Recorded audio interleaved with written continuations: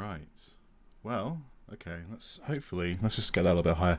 That's probably that's probably where that needs to be. Okay. So yeah, today it's a brand new day. Not sure what I'm going to do. So, well, I'm sort of thinking about a couple of bits. So, what I should really be doing is finishing off documentation for my CSS thing I built. But before I do that, I'm going to ponder for a second about let's just do it here about Fossil, right? So, I've been doing a little tool called FSL, which is just literally a little wrapper around the Fossil UI thing. So I've been playing Fossil for a few weeks, just out of interest. So here's a few little bits in this little repo of just the crap I've been playing around with. So I need to fix that. I think it needs to be applied elsewhere. I'm sort of going as I go, right? So the point of FSL is, just sort of like bring some nicer DX to Fossil. Fossil's quite foreign if you don't know it. So if you come from Git, there's some things that are different. Like if you move files, it doesn't know. Well, it does know. Here's the thing, right? So if you move, so Fossil wants like absolute history. So you know, if you like have a Git repo and you move a file, it goes, "Oh, is this moved?" And you go, "Yeah, it's moved," and that's your commit.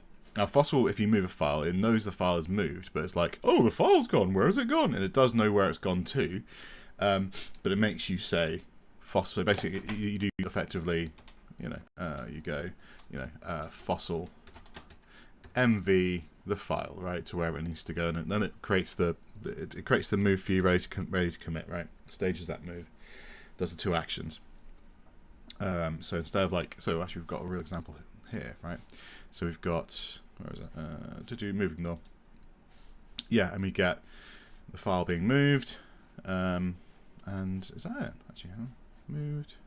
Oh yeah, name change. Yeah, there you go. And this adds itself, right? So it says name change from libignore to libcommand-ignore, right? Because I've got this is one of my commands. This is the meatiest one, I guess, inside FSL. So yeah, it adds this and says the name's changed. Name's changed from that to that. Cool. So rename /move.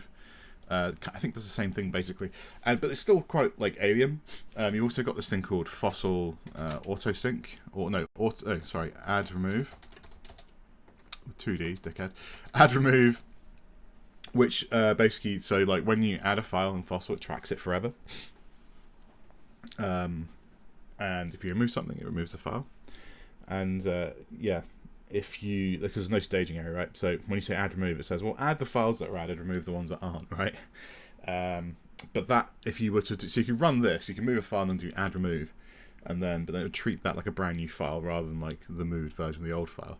It's like to me, it feels like a needless wrinkle, I'm going to be honest. But, I was chatting to a mate, there was it was just different, I guess. It's yeah, it is different, but it's less convenient, I think, where in area, so I think, yeah, it feels there's because there's this I like opinionated software, but the problem is the greater the amount of opinions software has, the more you are required to agree with those opinions. And also, I know if you create opinionated things, you limit a market because the market needs to agree with those too. And also the longer it's if it's a new idea, the longer a user base spends living with that idea, the more they gather round a similar set of opinions or expectations based on the prevalent thing, right? Do you know what I'm saying? It goes with everything. It just becomes consensus says you do it like this, and it's not really relevant whether the other than this is better or not. It's not consensus. So that's how that goes. But it's it's one of them. So there's a few little wrinkles like that. Yeah, the moving of files, whatever. And the whole point of this little tool is originally to smooth out those wrinkles, right? So the whole manually moving file thing, from what my understanding is, because if something moves, you don't necessarily know it's the same file. And apparently, if you move files change them too much between commits in Git, so if you move a file and change a bunch of stuff, it'll do a best guess. I might be wrong here, I'm paraphrasing. It'll do a best guess on the content of that new file or that file that has moved, and we'll assume it's the one that it was previously, right?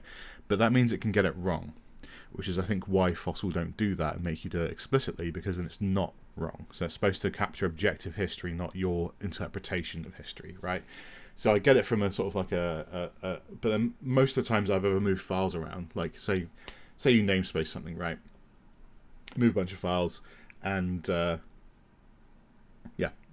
this happens a lot. You might move dozens of files. Like an entire little session might just be a little bit of cleanup, just saying, well, there's a bunch of stuff just sat in this root of this whatever. Let's just clean. This is what this was, right?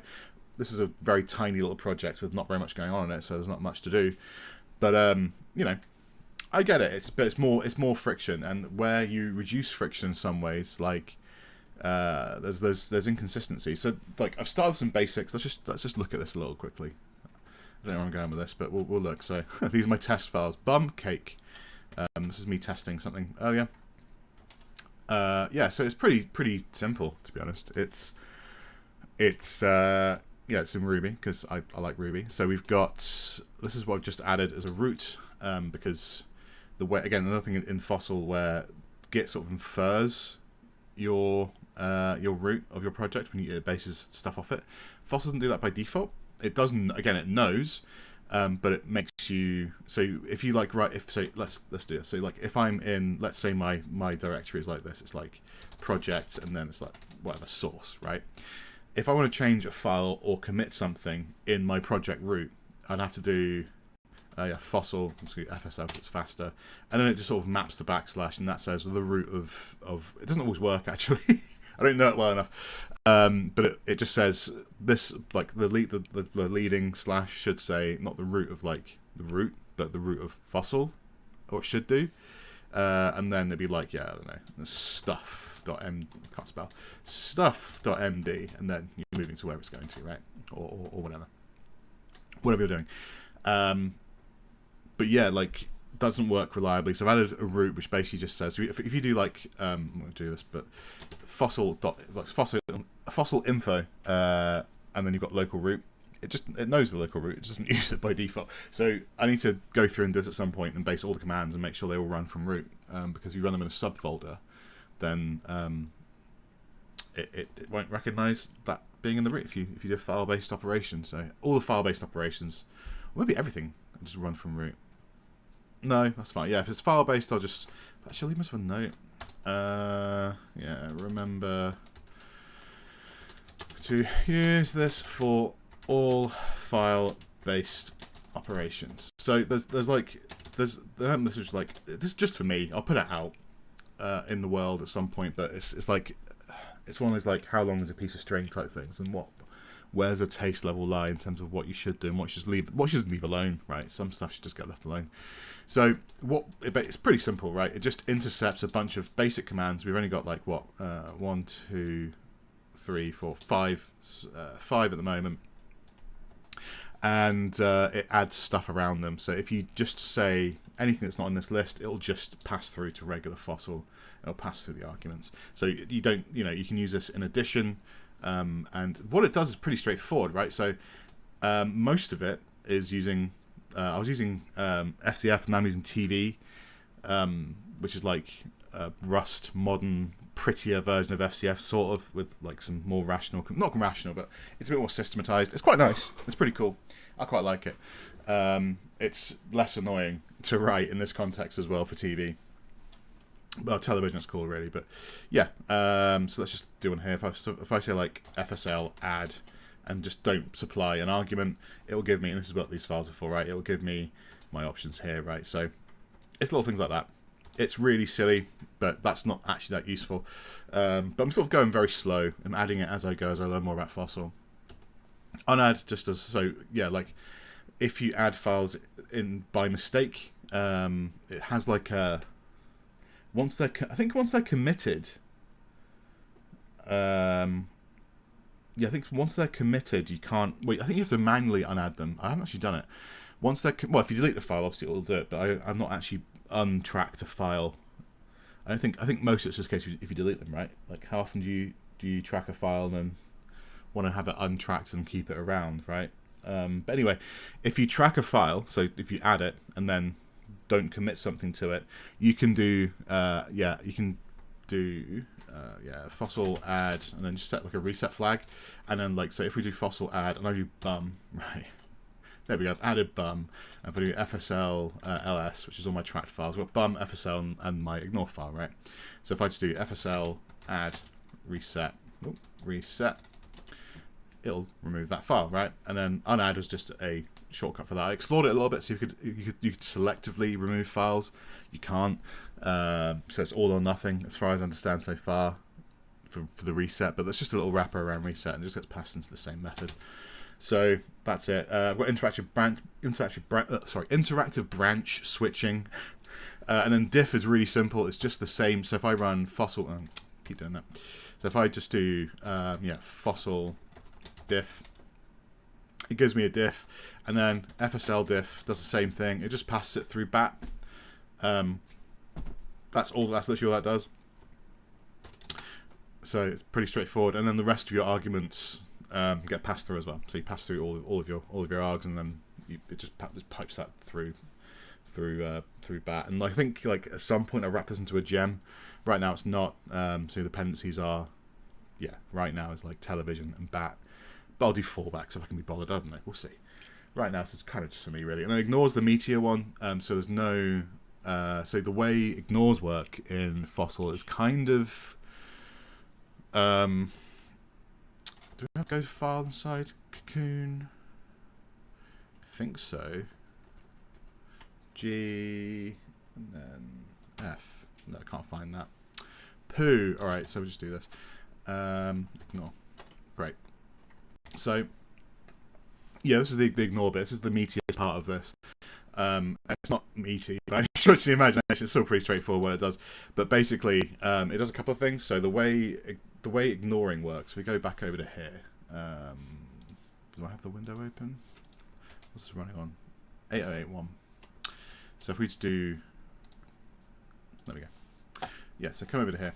And then there's nothing in here, but the timeline was here. Files are here, so not very many. Branches live here. Trunk and television, like it remembers the what happens if I do this? View one branch. It's fun. It's fun. I can unhide it. Anyway, the actual Fossil UI is actually old school. It's got made by sysadmin in 2001 vibes, but it does work, and it works pretty well. Which is why I've not given up on it, to be honest, because it is a very interesting system. So, inside admin, this is a bit of a whole rat's nest the way this is organized. But if we come into, I think it's under config. No, it's under settings, because that's clear. There we go. Settings, all, and then we've got all of these, right? All these checklists. These are the sort of flags you can set. And this is one that, again, I'll come back to this in a minute. But the one we're talking about here is ignore glob. Right, and if it's got a V behind it, it means it's versionable, which means it can be something that you can check in and version control. Does ignore glob have ignore glob in the... Anyway, I don't know. I'll Google that later. But the point is, if it's got a V behind it, it means it can be a file. So what happens is, and it says up here, if you create a dot file called fossil settings and then a file with the corresponding name of the setting, anything in there will be treated as something savable, which is it's like a git ignore effectively. You can just come into here. If I come back, if I come into here and I can just update this like this, right, and just add it. But then this is now only editable from this web UI, right? And if I create the file, it'll overrule this. So it means you can either come in here and add stuff, or you can have a file. I don't personally see a scenario where anything besides a file is desirable, but that might be my little git brain talking. But either way, that's what this does, right? So if you run fsl ignore, it will give you a list of files. So there's a thing called extras. So if you run fossil extras, let's do that. Let's go here and just do fsl extras, and it'll say bum and cake, right? So these are the files inside the repo, or inside this directory, that are not tracked, right? Your untracked file. I don't know what's called extras, but that's just what it's called, right? So basically just pipes in whatever your extras are, and then it says, well, the first thing is it's a multi-step thing. It's the multi-chunk thing, right? So there's a degree of interrupt between Fossil and Git, so things like you can mirror a Git repo with Fossil, so it exports its like commits to a Git, and you can like sync them in two directions, which I played with a little bit. It's not as nicer workflow as I think it probably could be, which falls back into the same thing I'm talking about, like how much do I want to bother with that. But anyway, the point is, this basically says, where is it? It's around here somewhere. Yeah, so it says, is there an ignore path? And if not, where is it? It's around here somewhere. There we go. Yeah, so that's the wrong one. It's coming down here. I need to reorganize this file. It's a bit of a mess. It's around here somewhere. Anyway, it says that I need to do. Yeah, this is not very readable at the minute. I need to fix this up. But yeah, it basically says like, if you don't have a Fossil file, it'll prompt you. Let's just search for prompt. Where are we? Here we go. No ignore file factory. So what are we? Line 43. There we go. Ensure Fossil exists. There we go. That's my method there. So yeah. So it adds a prompt. So we set create. If the prompt is yes, we create the file. Pretty straightforward, right? So this thing here, we've created a file, and then you can just say no as well, I guess, and it just writes a line. No, it doesn't actually. I think if you don't have it created and you run ignore, it'll always interrupt you and ask you to make the file. I don't know if you press. I don't think I've got any no handling. Yeah. But I could come back to that. So the other part of this is when you have a previous Git repo, it also checks. So first thing it says, hey, make a Fossil ignore file, right? You go yes, and then it says, do you have an existing Git ignore file? And then it'll go through and it'll spit out the contents of Git ignore into the Fossil ignore. And then next time you run it, I think right now we'll go into it will then we'll go into your interactive add straight away. I could probably add another step which says like, do you want to add some extra stuff to it now, yes or no? But whatever. Again, that's the thing. If people use it, it's mostly like you could even. I mean, I don't have a strong opinion, to be honest. You could split it out into a separate command to like initialize it, initialize the ignore. But I don't want to make it too. I don't know. Whatever. Either way, it does a little bit of work for you, and then so it will transfer over your Git ignore, and then every time you run it subsequently, once again, pass it through TV. You select some files, and it adds it to the file, right? And it adds a little. I need to create a little. I did go down this route, but I couldn't be bothered to finish it. I've been too lazy. I could do with it soon. A little thing in like config, right, where you say. I didn't do it because it got a lot. I was like, it's a bit overkill for this instance. So right now I just add like a little line to the top of the ignore, which just says like this is imported from Git at datestamp, right? Just a little comment, and then if you remove it, obviously it'll fuck up and whatever. But you can run it again, and it'll append additional. So if you have them syncing and you run it again, it will. I think no. Did I put a flag to append already? I can't remember if I did that. Because that's still set to append. Yeah, append. Yeah, I'm appending. So yeah, append patterns. Yeah, so I'm doing it again. So I think if you deleted the line, did I put in the append flag? I can't remember. Yeah, re-import, there you go. I did. My re-import flag is up here. So yeah, if you re-import, it'll run append patterns. Sorry, it's like my head's all over the place today. That's the thing about like writing really procedure. I haven't done it in a while. And also, should I? I'm just going to move this line up here actually. You sort of do stuff really quickly and it's really messy. Right, so I should probably fix this, but whatever. Re-import equals args.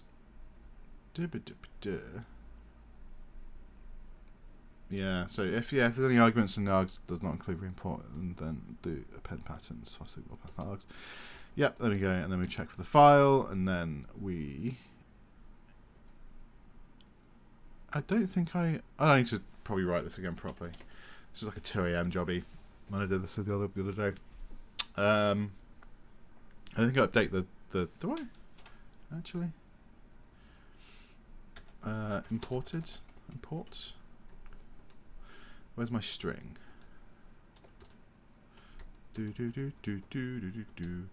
Yeah, so if it's not so if it's re-import we write. If it's Oh, it's just a re-import, it's not on the so hang on. Why do I set that there? Am I being stupid? Do I need to bother setting write or append? I can't remember my the context of this. Ah, shit. Why am I doing it like that? Unless unless we import. Okay. Yeah, so because in what world would you oh no, of course. So yeah, if I've got import, no, it's import get ignore. So I don't need that at all, do I? Yeah, so have I split this out into two separate things? Interactive ignore. Where is it? There we go. File open. Yeah, so I'm appending. That makes sense. So yeah, so I'm opening my ignore path, right? So my fossil file for each line. There we go. I'm whamming it in. So I'm saying, yeah, so existing patterns. Yeah, if that's there in the current array, then I say no, nine. And then, yeah, say that's already ignored. I'm going to skip it. Although, technically, that should never really happen because it's supposed to look at extras anyway, but whatever. And then, yeah, I put them in, and then I add it. Yeah, and I've added things to ignore. So, yeah, on the get ignore, I'm not sure I even need to bother with this, to be honest. At what point? This is a holdover from when I was doing something else. Anyway, doesn't matter. The point is, that's all this does, right? It interactively allows you to add things or remove things from your get ignore, right? Or not remove things, it allows you to add things or import your get ignore into Fossil. So it's a pretty simple little thing right so far. So I'm trying to think what else to add to this, because there's so many scenarios where the thing I mentioned earlier with the moving of files. So there's another setting in here which is checked. Another thing that's a little wrinkle inside of Fossil, which is weird, is this MV files flag, right? Which I'm wondering whether. So I had the idea of adding like they've got like a Fossil init, right, where you create you create the repo and whatever, right? And I was thinking about making an alternative to that called Fossil New or FSL New, where it does more of like a project scaffold. The way like if you do like Vite or you start up Astro, right, and it has that little wizard. I was thinking more of like a wizard style thing would be kind of cute.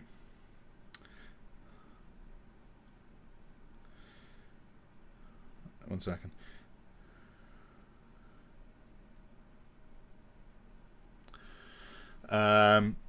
Which would set a few of these sort of common flags, but again, I don't know what they are, and I've set this. Oh, hang on, wrong thing. I've set that flag globally for now.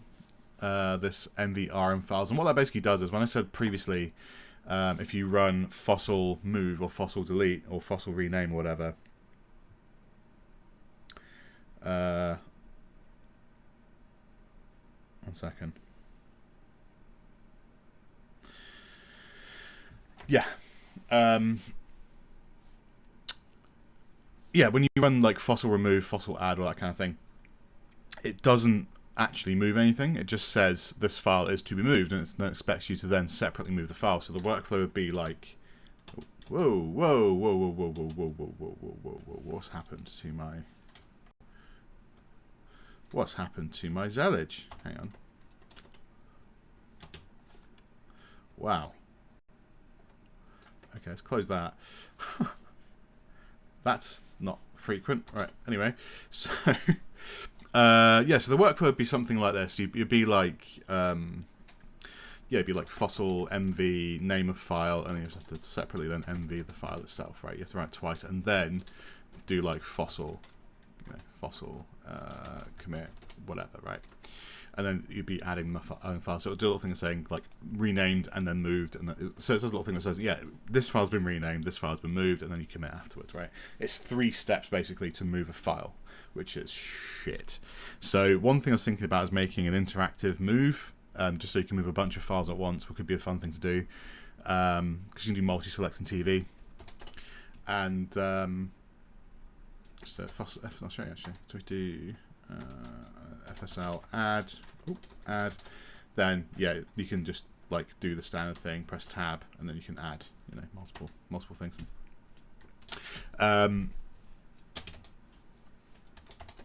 Yeah, so that's the thing that works. But yeah, it doesn't move. So the first thing is first, if you set that MV files flag, right, that setting inside Fossil, which is not set by default for some reason, it means that when you run Fossil MV, it will actually also move the file at the same time, right?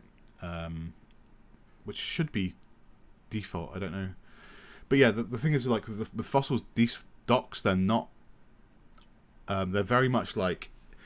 It gives that very, like, Linuxy 1970s read the friendly documents vibe, where it's like, yes, you can find out what these things do, but it is literally just a case of, like, there's no website where the docs are written down concisely, and, like, this is put down like a...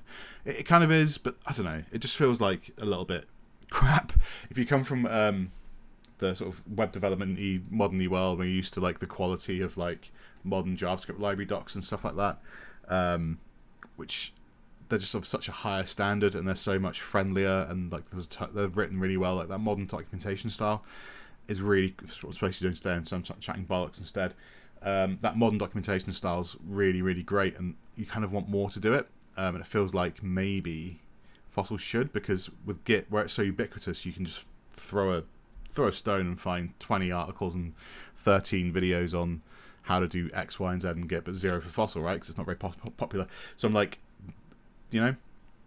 But then, if you want to move the first thing you're going to do is, when you move a file, you're going to be very confused because it's going to error at you. It'll warn you and it'll say, like, the file's missing. Do you want to continue?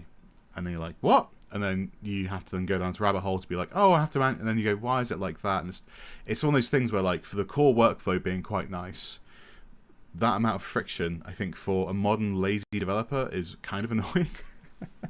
Again, it's got this sort of, like, very intentional, you know, serious software engineer discipline to it, and you're like, not everyone's got that much discipline. Sometimes this is kind of what this entire little CLI wrapper is. It's for the less disciplined person. It's not doing anything special or fancy or even that useful, really. It's just that little bit more convenient for lazy people. Like, the biggest part of it is that it's just bound to FSL instead of writing fossil every time. It's just 3 letters, and it feels like 3 letters is the right amount of letters to write. So yeah, I might do, like, an interactive move / remove thing, and then also the idea of doing, like, a fossil new, because there's a lot of things you can't do. Like, if you create a new fossil repo, if you see over here, this says FSL in the name, and that's not running still, I don't think, but, like, you have to come into the web UI to come and set that name, right? And there's just, like, the CLI is actually really good and really, really comprehensive, but it's not entirely comprehensive. It's not comprehensive. There's certain things you can only do in the web UI, and there's certain things you can... there's a handful of things you can only do in the command line, and then there's, like, the web UI, you can do some other stuff. So things like setting the name. One thing that is kind of interesting in Fossil, which makes it really hackable, is because it is an SQL database, SQLite database, it means that if you do want to set the name, which I'm not done yet, it's just SQL, right? You've got to know where it is, and you can just set the name, this is what I've done a couple of times. But it's not exposed in the CLI, because, again, it's got opinions, and the opinions is, I like opinionated software, but I've got, like, I think I said in the previous stream, I've got, like, there's a vibe to my kind of opinion, which is provide the tools, don't provide the rules, right? So you have a couple of strong opinions about in my case, it's much about simplicity, right? It's about clarity, like the path of least resistance to getting something done, and putting few obstacles but lots of tools there, right? So, which is kind of like similar-ish to the Rails-ish philosophy, which probably I quite like Rails. It's not derived from Rails. I think that's why I already thought like this, and then Rails appealed to me, because I think this like this. But it's like, yeah, provide people the tools to do things any way they want.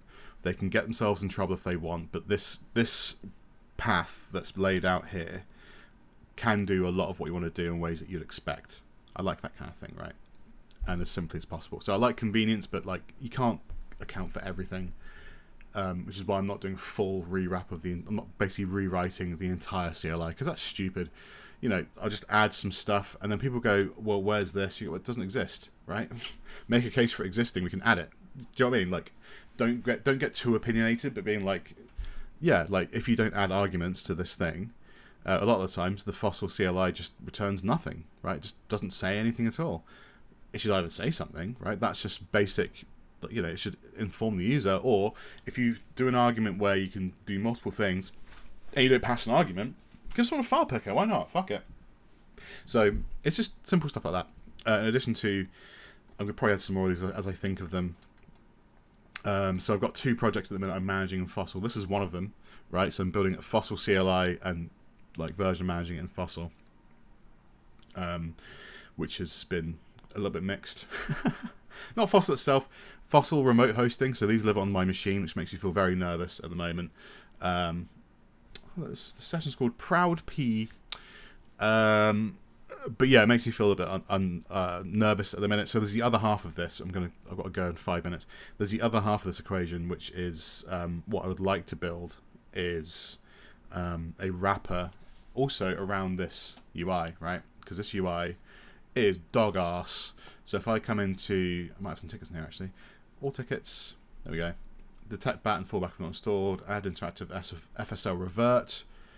That could be interesting. Abstract TV, yeah, I should probably do that. FSL CM should show all. Does it not do that? Okay, well, anyway. I should fix that one pretty soon. So, yeah, we've got, this is the ticket system. So, one of the killer features is this timeline. What actually does kick ass, change from check-ins to everything.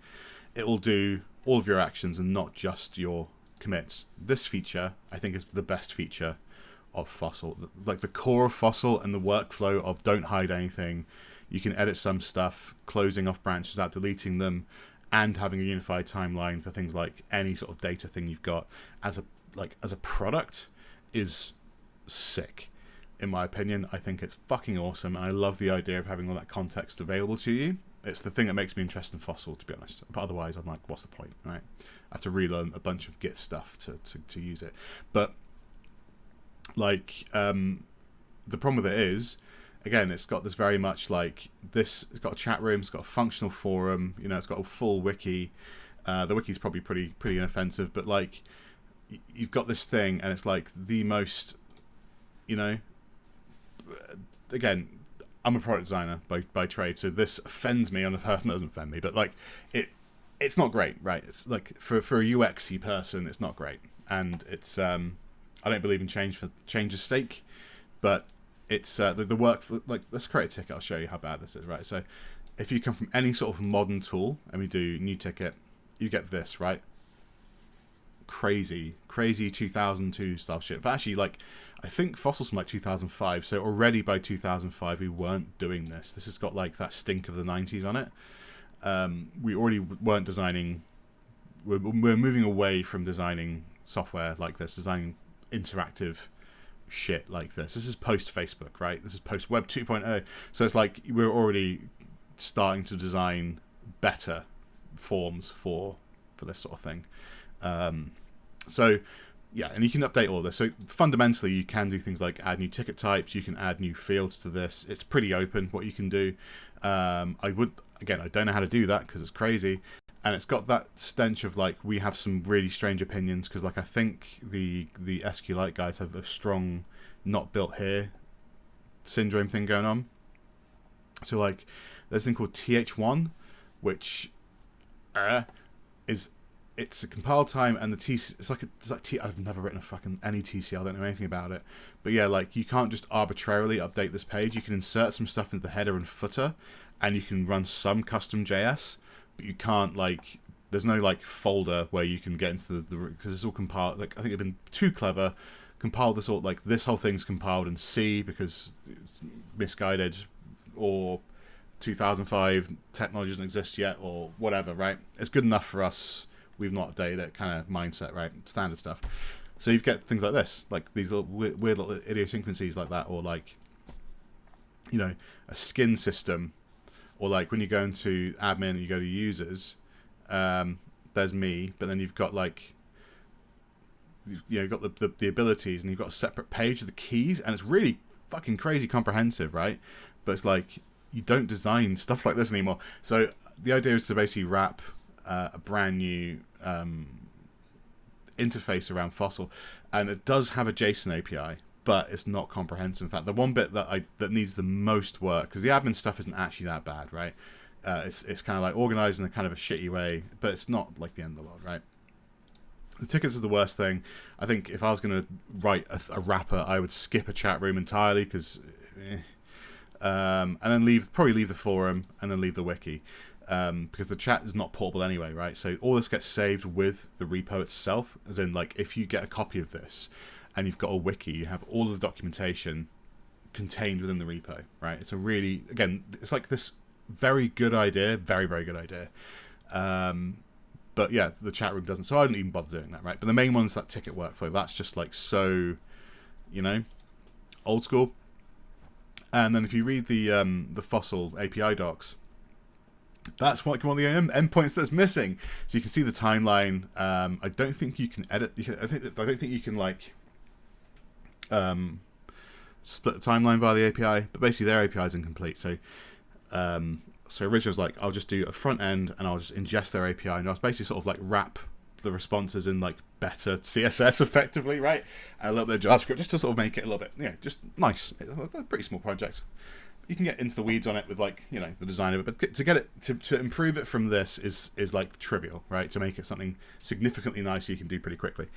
But then, I was like, then the realization that the amount of gaps there are inside the JSON hit me. So now I'm in a situation where, and it's probably the next topic of my next little stream, will be that I'm going to have to. Again, it's SQLite, so I'm going to have to make my own little API and just do all of the SQL myself. Because again, it's an SQL, it's SQLite database, so you just write some SQL and you can pull out whatever you want. And apparently it's quite open. I've not done any of this yet at all, but apparently it's quite open, quite straightforward, and very, very editable. But I've not read these docs. Again, the docs are quite sparse. So that's going to be another project which is going to run alongside FSL to start with for my own, just for fun, really. Because on the other side of things is you've got where I've been trying to,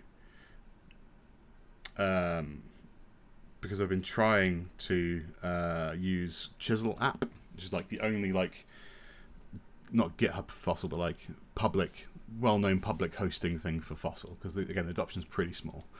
And it's bad. It's very bad. It's like, and it just exposes, like, if you've got, things like, if you just start a repo, because I never start from GitHub, right? I just sort of start locally. I just go, yeah, whatever, create a thing.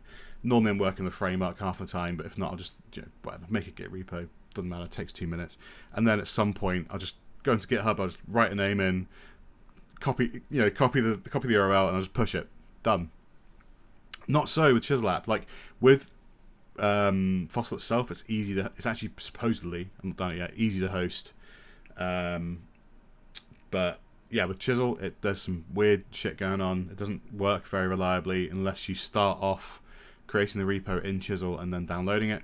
I have some misgivings about hosting my own anything, really, when it comes to like source control. But it's not that bad. I mean, given the current situation with GitHub, like, how bad can it be, right? How serious could it be? Could the problem be if you host it somewhere? And apparently it's very secure. So as long as you've got some decent security on wherever you're hosting it, some VPS or whatever, right? As long as you just do some basic stuff, Fossil itself is supposedly extremely secure. Again, it's the SQLite guys; they know what they're doing. So I'm very much inclined to believe that. In terms of like Fossil, well, even SQLite, but Fossil has very, very few CSVs against CVEs against it. It's pretty secure software, is what I'm saying. So I think I want to get that bit figured out, how to do that sort of multi-stage thing. There is a project out there called like Fossil Repo, which does exist, which is recent, but it's very like, the guy seems legitimately interested, but it's very much a vibe coded type thing, right? It stinks of it. So hang on, I'll bring that up. So, and I found this after. It's not based on this. I had this idea beforehand, but yeah, this looks kind of pretty, right? Fine. So, yeah, it's a production SCM server, but they've thrown this together. It's Django, which I wouldn't want to be involved with, and it's some company, whatever. But if we go to this thing here, and then there's like a little, there we go, live instance, fossilrepo.io, and we've got this looks, yeah, from a glance this looks fine. Cool. But then you start digging in and you realize it's sort of like there's not much. Imagination's not the right word, but I'm going to research this. Oh, what have they done here? I'm going to research this a little and see what they've done. But I think from the looks of it, they've not gone anywhere. So my thing's about actually improving UX. This is just like a pretty basic rewrap. In fact, functionally, it's worse. My thing is like you wouldn't ever functionally you don't remove abilities, right? You just wrap them in a better way. Otherwise, what's the point? So this just sort of looks kind of prettier, but actually it's not as functional, which is, I don't get it. I don't really get it. And also, like, it's so vibe coded, it's pilled, that it sort of like really puts me off. Because it's not so much like it's not the sort of ethics of it being. I mean, it sort of is a little bit, but like the ethics of being vibe coded. But that thing of like when you can throw something together in a couple of weeks, like something this big, being like 200 commits, it feels like whatever. And then so yeah, how far does it go back? Probably not that far. Like, no disrespect to this person at all. Like you do you, but the rate at which they put, I think it's like I think I did all of this and like it's a very there we go. So between initial project, the setup for this was on the what's the date? I'm going blind, going crazy. What am I doing? Wasn't even a date. Damn. All right, fuck it. Point is, this was like the end of April, right? They've thrown this together. When was this release? This release was... Why am I cannot see dates? Just as last month.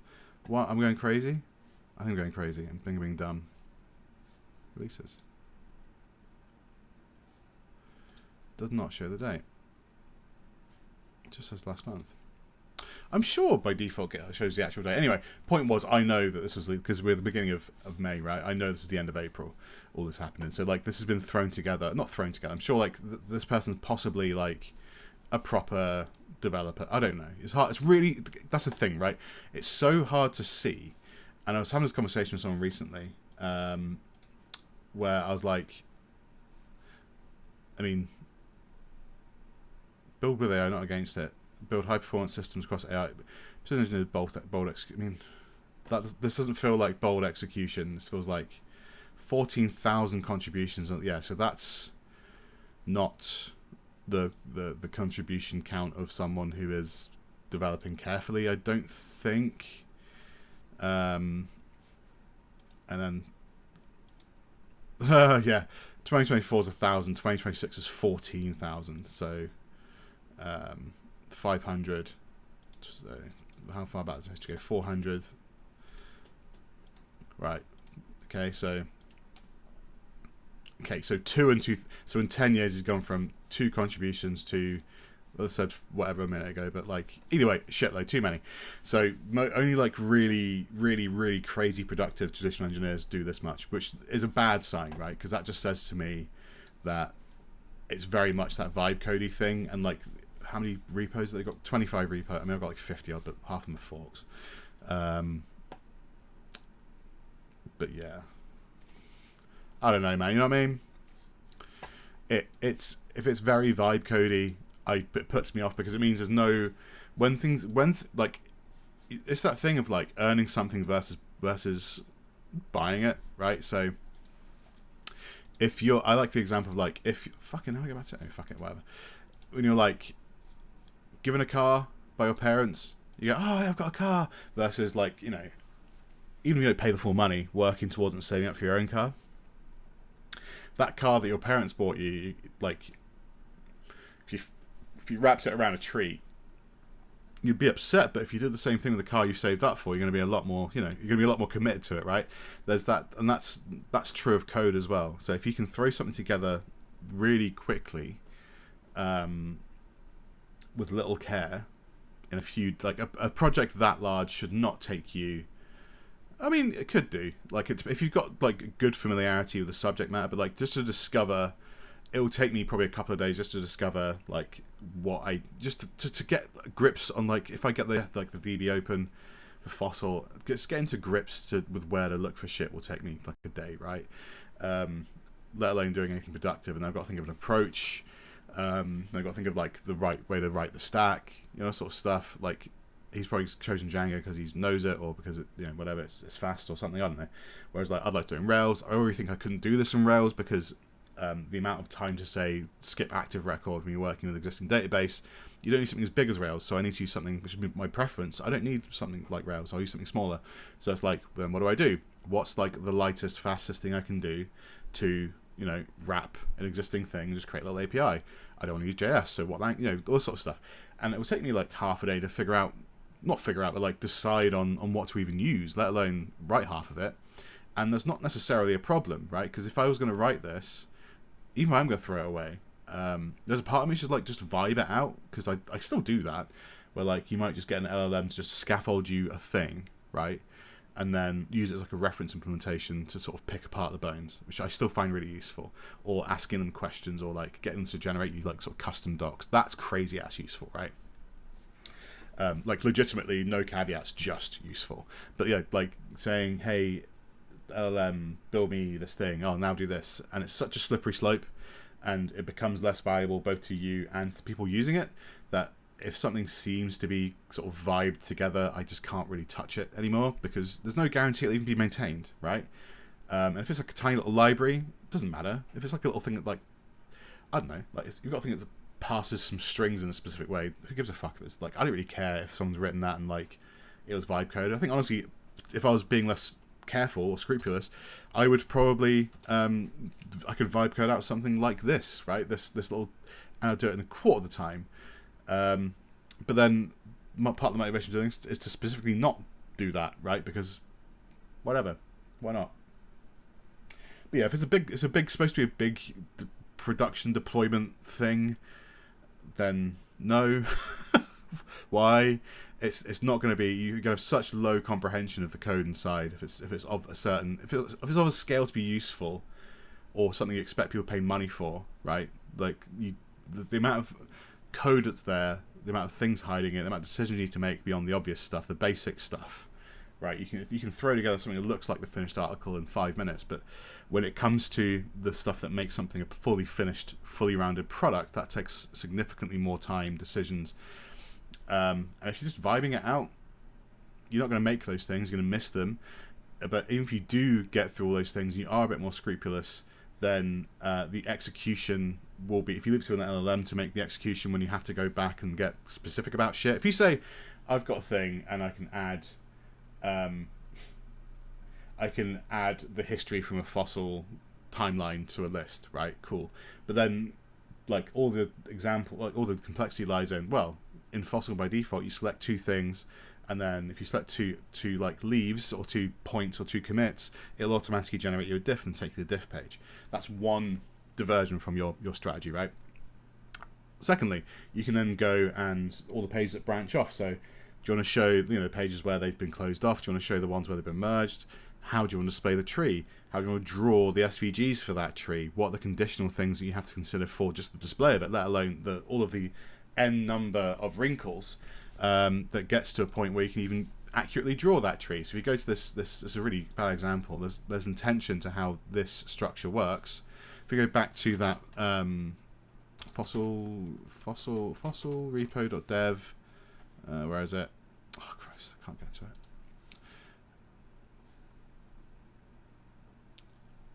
Where is it? Here we go. Yeah, something like this, and you go, well, there's all this intention here. We've got commit activity, but then if you go to timeline, it just looks like this, right? It's just not as useful. Can we still do the thing? We can't do the thing, so we can't do the comparison anymore. What does this mean? Like what happens? Okay, we've still got a diff, so you know what I mean. With like we've got some things that are there, but like if we go into the same thing here and go into a check-in, we've got things like, well, let's go create a file directly from here. Let's go see its ancestors and descendants. Is this covered? And for each time you do this, you make your implementation of this thing much more complicated, right? It's the point I'm trying to get at. So you look at this, even this files change thing, that's not especially useful. In fact, where's that inside Fossil? Files. No. Whoa. Files, folders. Where? I don't know where that is inside Fossil, to be honest. It's probably around somewhere if they're doing it. Who knows?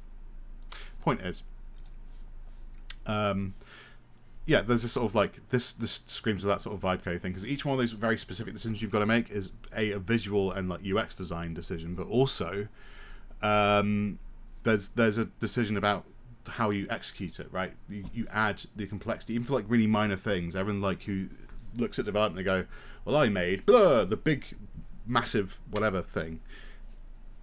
It's easy. The hard bit is all these little decisions, right? Because each one of these adds more complexity to the code base, and when you're using an LLM, you reduce your familiarity with the execution, and also the way LLMs execute things, they're very eager to please, because that's just the nature of the technology. It's unavoidable. You can't get past it. Where they have to produce something and they can't use context. They can say words that sound like they are.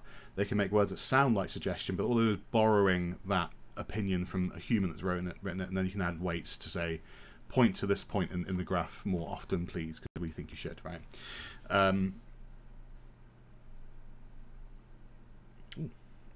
Anyway, I'm going to leave it there for now, but yeah.